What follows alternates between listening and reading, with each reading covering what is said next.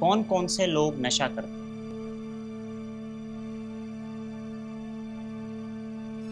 1.7 million of children aged between 10 to 17 years वे किसी न किसी फॉर्म में ड्रग कंज्यूम कर रहे हैं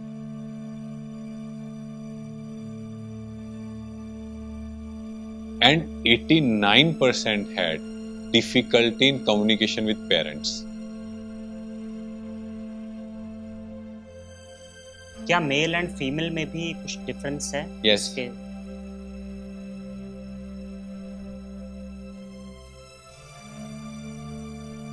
डॉक्टर साहब, आज आपसे मेरा सवाल ये है, कौन कौन से लोग नशा करते हैं? इसको आप कुछ डेटा के माध्यम से हमें बताएं। Yes. हमारे दर्शक जानना चाहते इसमें कुछ रिसर्च हुई हुई है क्योंकि हमें क्या लगता था कि जो एंटी सोशल एक्टिविटीज में लोग इन्वॉल्व हैं हैं। हाँ जी। वही नशा करते हैं जी।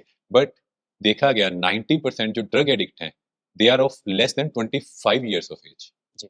आप सोचो 25 साल से नीचे, जब हम सोचते हैं बच्चे हैं, हाँ जी। मैरिज नहीं हुई, उस एज में 90% लोग ड्रग कंज्यूम कर रहे हैं। जी। And according to Times of India 2022 1.7 million of children aged between 10 to 17 years वे किसी न किसी फॉर्म में ड्रग कंज्यूम कर रहे हैं। 10 टू 17 यस। बहुत शॉकिंग है। यस, और इंडिया के अंदर तो आप सोचो ये ड्रग एडिक्शन किस रूट लेवल तक। किस एक्सटेंट तक जाता है? यस।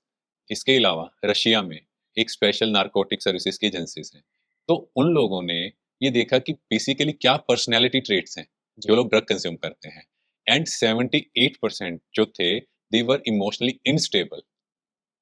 तो कहीं ना कहीं उनकी पर्सनल लाइफ में जो चेंजेस आ रही थी, उनका जो नेचर है या फिर ड्रग कंज्यूम करने के बाद भी नेचर में चेंज आया, वो कहीं ना कहीं उनको ड्रग्स की ओर मोटिवेट कर रहा है। यानी कुछ मेंटली डिस्टर्ब्ड पर्सन्स। यस, कहीं ना कहीं वो मेंटली इफेक्ट थे।